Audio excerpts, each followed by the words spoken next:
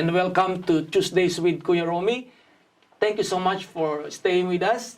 This is Super Pinoy on Apnat TV Channel 36. And as usual, we have guests who are going to share with us their experiences in our community, what they are doing in our communities, and how you can participate in the activities that they are doing. So today we have the chaplain of the Filipino Chaplaincy, the Auckland Catholic Filipino Chaplaincy, Father Mario Dorado. Father, how are you? Kumusta po? Mabuhay, I am okay, and thank you for this wonderful occasion that I am invited in this segment.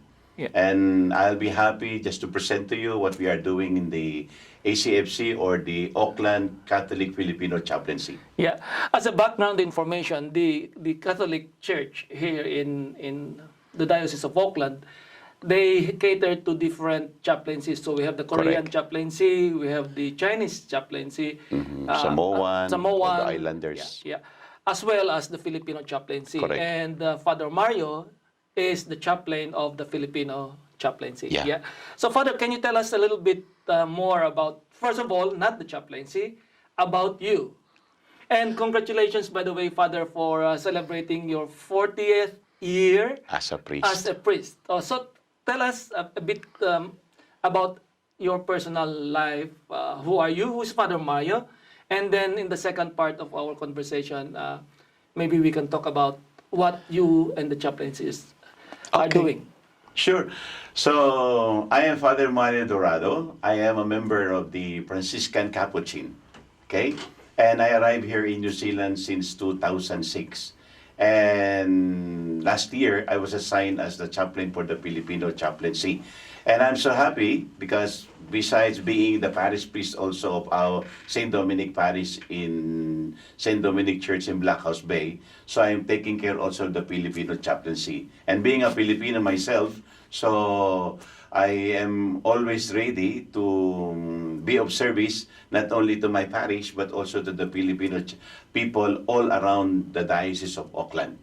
And so far, as what Romy said, that I celebrated last April 4 my 40th as a priest. Okay, so don't be alarmed because of my look, because they don't believe that I'm already 67 years old. Okay, so and I'm so happy here in New Zealand and also being of service also to my Filipino community Yeah. here in New Zealand. Yeah. Quickly then, Father, what does it mean to you getting to 40 years of serving as a priest? What does it mean to you? Well, reaching this milestone, being 40 years as a priest, wow. It's a wonderful moment for me to think that God is so wonderful that I have reached this 40 years of being a priest. And still, that's why there is a saying that life begins at 40. So I think there is some much more. The best is yet to come. That is one thing. Yeah. And I'm so happy with this kind of work that I'm doing now. Okay. And before we go into the next question, which is about what you are doing specifically in the Correct, chaplaincy, I just would like to get some clarification. There are also Filipino chaplaincies in other dioceses in New Zealand, right? In the whole of New Zealand, yeah. So there would be one in... There is one in Hamilton. There is one in Wellington. There is one also in Palmerston North. How about Christchurch? And also one in Christchurch. Yes. I know all of them. Yes, yes. So all of these Filipino chaplaincies across New Zealand, they would be sharing, I suppose, a common service. Correct. Yeah. And what's that service, Father?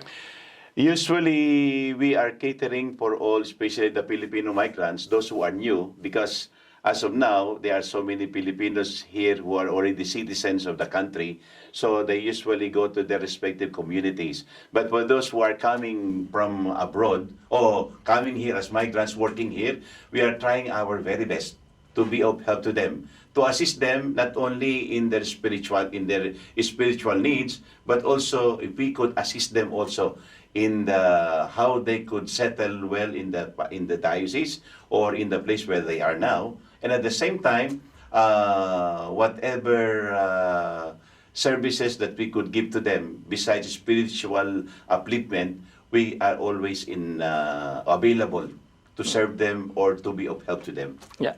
So if you are a new migrant, especially if you're a new Filipino migrant, then the Filipino chaplaincy is a place for you to go to. Yeah, correct. Father, you have services or you have masses in Tagalog, correct? Yes. And would you know where the Tagalog masses are in Auckland, for example? Now here in the Diocese of Auckland, every Sunday at 11:30 in the morning, we have in Good Shepherd in Balmoral, okay, at Telford Street. But at least once a month, we usually have, in the first Sunday, we have the Filipino Mass in Beach Haven. North Shore? Yeah. North Shore, second, nothing. Third Sunday, we have 2:30 in Papatoytoy. We have 4:30 in Panmure. And then on the fourth Sunday of the month, we have in Takapuna. But we have also Filipino Mass in St. Mark in Pakuranga. And then at St. Mary's Church also in Papakura. Yeah. So it means to say na kung Pilipino ka, o kung Tagalog yung gusto mong misa, Yes. meron kang misa na pwedeng puntahan. Yes, you have so many choices. But Yeah. every Sunday, in Balmoral, In Good Balmoral. Shepherd. So going Parish. back to the next question regarding Okay. that service, Father, will the migrants also be able to get the, say for example, not only masses but sacraments, Yeah, correct. baptism, marriage in Tagalog? In Tagalog. Yeah. So what do they need to do in order for them to avail of a Tagalog wedding, for example, Father? What you have to do is just to contact me, okay?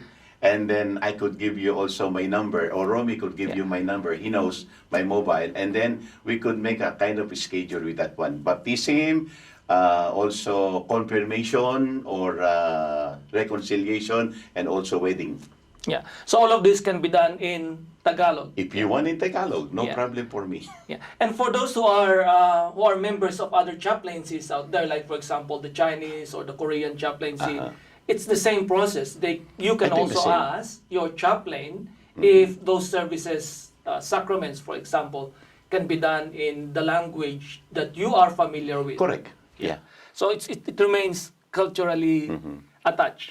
And not only Tagalog, okay, but if you want me also to do it in Bisaya, kabuluman ako gamay ka Bisaya, and also in Ilocano, amo te Ilocano too, okay, we can do it, no problem. Okay. So, last question for the first part, Father. Okay. In what other ways, apart from those that we have mentioned, is the ACFC or the chaplaincy helping Filipinos or migrants? Especially during the lockdown, I met some Filipino who are willing also to help, not only spiritually, but materially or financially to some people. Especially those also, it's nice for me because I know a lot of people here in Auckland, that for those also who need some work, okay? So we are willing also to tap some of those people who could offer you some work so that your stay here in New Zealand will also be beneficial. Okay. Yeah. We'll take a break for now and go back to Father Mario afterwards and talk about the social dimension of the Correct. chaplaincy some more. Yeah. So for the meantime, stay with us and we'll be back. Thank you.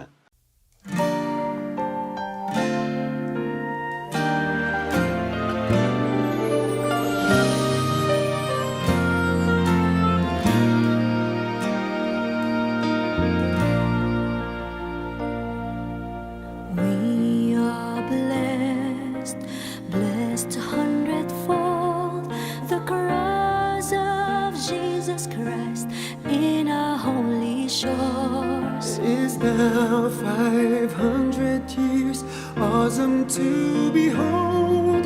He has made us all new. We belong to His fold.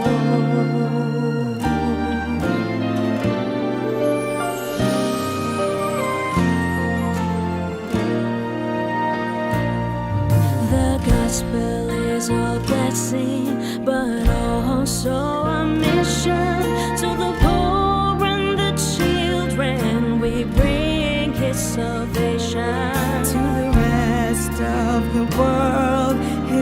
message of compassion to all of humanity, his challenge of conversion. We are blessed, we are loved, we are called, we are sent. We will teach, we will serve. We are Christ, we are church.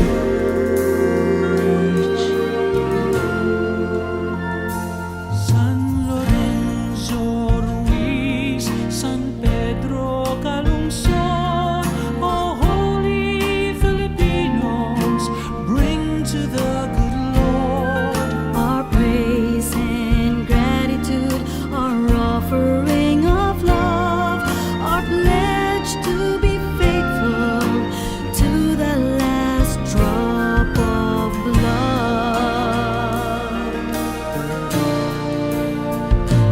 We are blessed, we are loved, we are called, we are sent. We will teach, we will serve. We are Christ, we are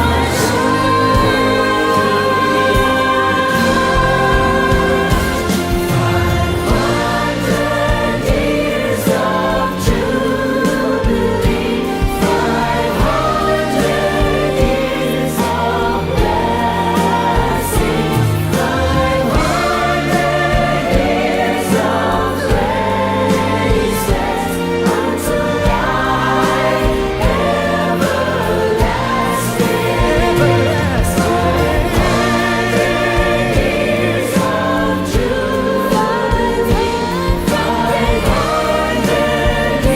years of blessing, 500 years of praises unto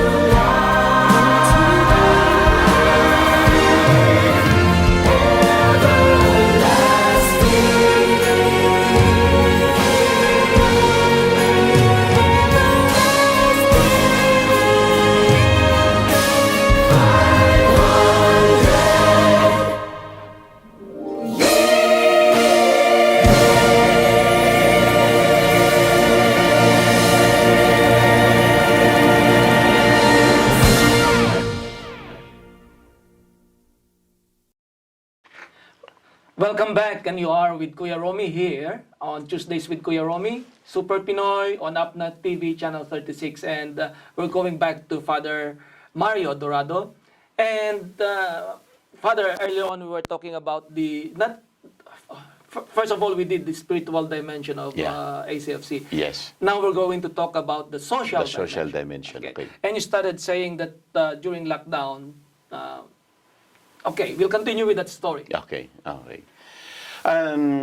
Especially last year and even today, I met a lot of people who are willing really to help socially all those people, especially the migrants who were nawalan ng trabaho, okay? But at the same time, they would like to stay back here because they couldn't go back to the Philippines. So it is nice that we organize some people who usually distribute some food and also material things that they need, okay? And if we could find a lodging for them, so we are trying our very best to do it. As long as they will not be really deprived of all these commodities that they really need in life. Yeah. Ayaw namin na magugutom kayo. Oo. That is why, as much as possible, we are trying our very best. And I told some people that if they need, so just ask me. And without any question, whoever you are, it doesn't matter. Yeah. No string attached as well.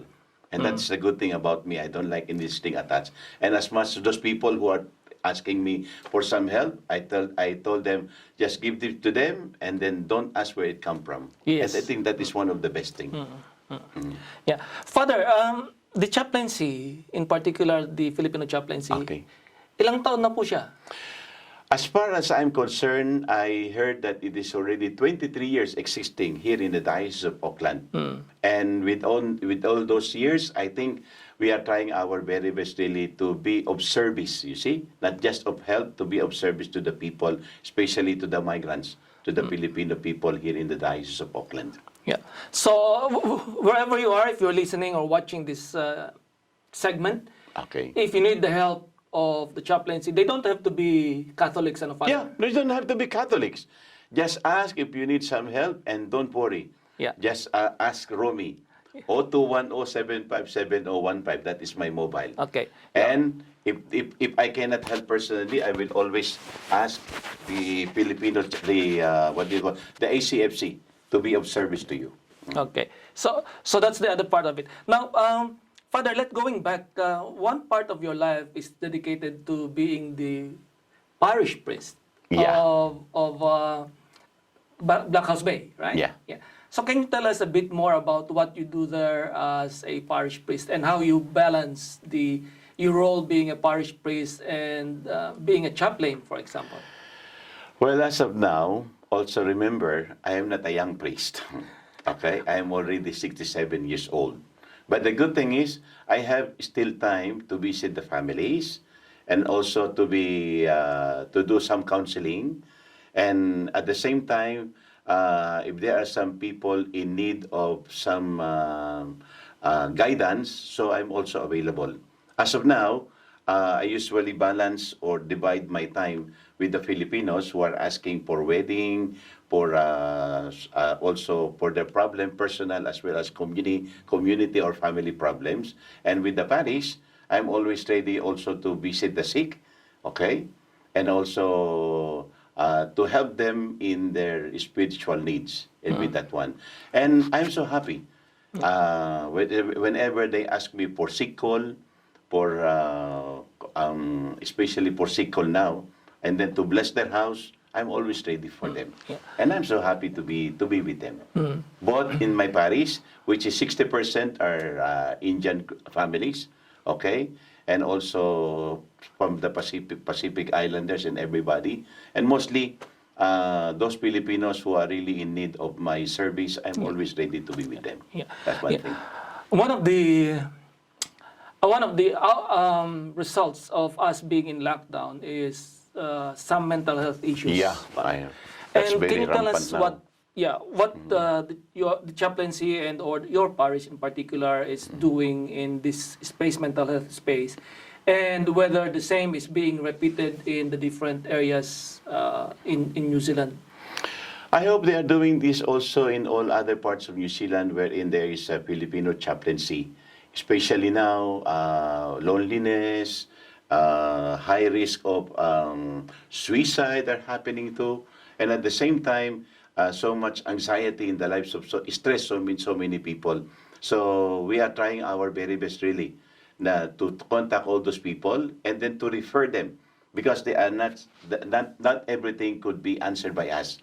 But we usually refer them to people, to psychologists or to doctors and everything. But whenever they ask really help and support, we are always ready as much as possible to be with them. Yeah. Yeah. Okay.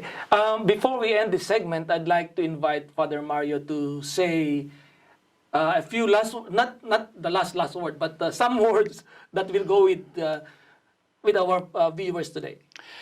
You know, for all of you staying in your houses or listening to this segment now, one thing, because I am also a cancer patient, a cancer survivor here in New Zealand, 2012. And now I am already 9 years in remission.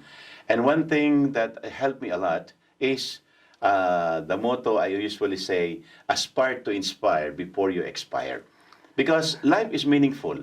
And whether you like it or not, we are all going to die. But why worry about dying if we cannot escape it? So what you have to do is to have a positive attitude. Positive attitude is number one. And that is for everyone, regardless of any religion, regardless of any culture. And second thing, because I'm also a Catholic priest, I always advise people, don't forget to pray. And prayer will help you a lot. Somebody to support you in everything. And remember, you are not alone. Especially for those of you now who are in your house, staying in your home because of lockdown maybe, and whoever is watching now, always remember, all the best is yet to come. And if you will ask me for some advices, don't hesitate to call me, and I will always be with you there.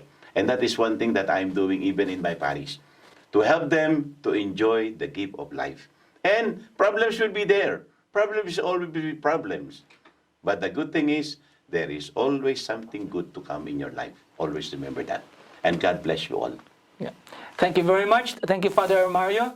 And thank you for watching Tuesdays with Kuya Romy here on Super Pinoy on Upnat TV, Channel 36. We'll see you next week. Magandang makulay na araw muli, minamahal kong mga kabarangay. Ako po inyong Kuya Nono, inyong Direk Rene, dito po sa ating Super Pinoy, Ikwento Mo. Ang mga guro dito po sa Aotearoa, New Zealand ay kasalukuyan pong nag-enjoy ng kanilang school holidays. No? Nung ako ay nagtuturo ng high school at yung parang napakasaya yung aking unang term 1 school holidays. Dahil after 10 weeks, meron pong school holidays.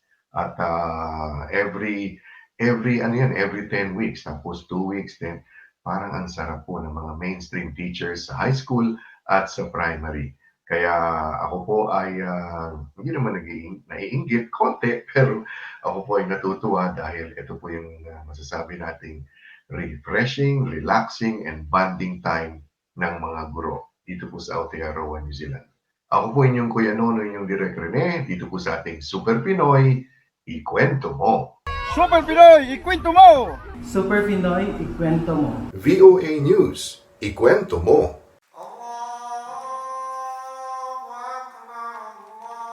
This is the second Ramadan taking place during the COVID-19 pandemic that is affecting Muslims around the world. But unlike last year, Muslims in the U.S. can congregate for prayer in person at mosques while observing local guidelines. This is the case at Imam Center in Silver Spring, Maryland, just outside Washington, D.C. Aturan pemerintah setempat di tempat kami berada. The regulation laid out by the county our mosque is in, Montgomery County, allows all houses of worship to increase their capacity to 50%. This means around 200 worshippers can pray here. Of course, we follow health protocols like mandating masks and checking everyone's temperature. It's a similar situation in a mosque in Detroit, Michigan. Mosques are open again for the 5 daily prayers and also for the nightly congregational prayer through Ramadan, the Tarawih. Even though we have that, we're still spacing out. We are going to have some in-person Tarawih prayers. And so those are going to be spaced out still with masks and limited in terms of capacity. To limit the size of the congregation, many mosques have barred children from attending. At Imam Center, they are also limiting congregants to adult men only. Ya, kebetulan kami itu kalau When we were fully open before the pandemic, we could accommodate 500 or even 600 people.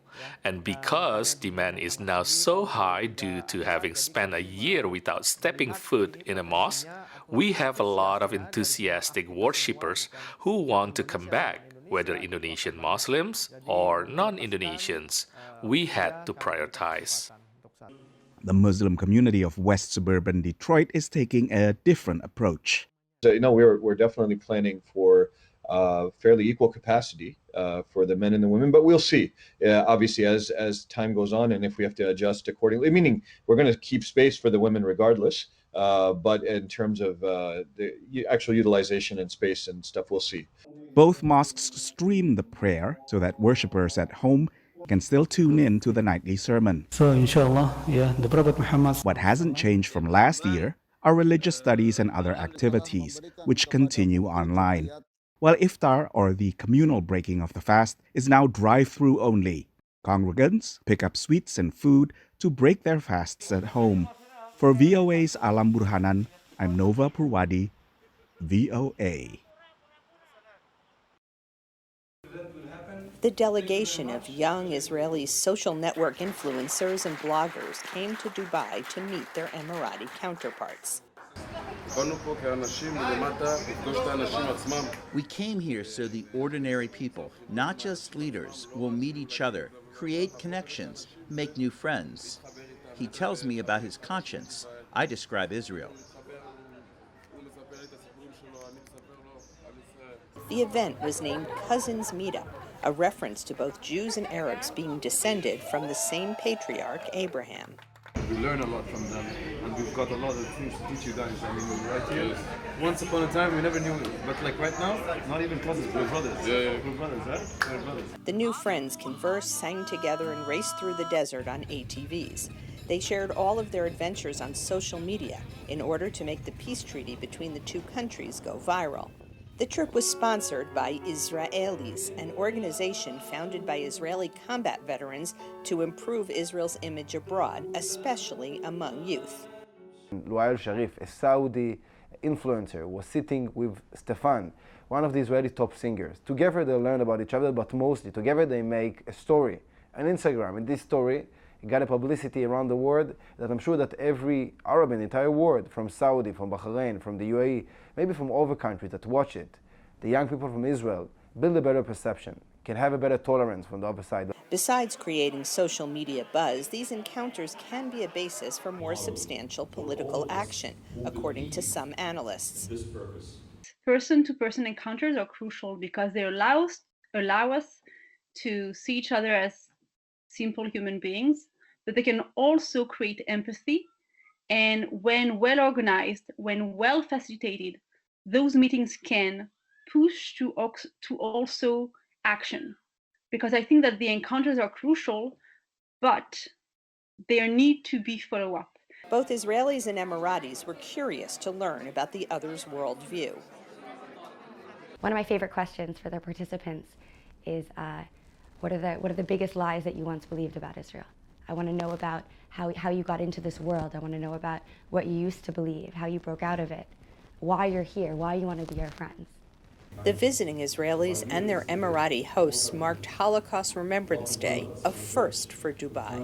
But more important than remembering the past, the organizers say, is building a joint future. The Israelis plan to host their new friends from the UAE in the coming months in Israel. Linda Gradstein for VOA News, Dubai.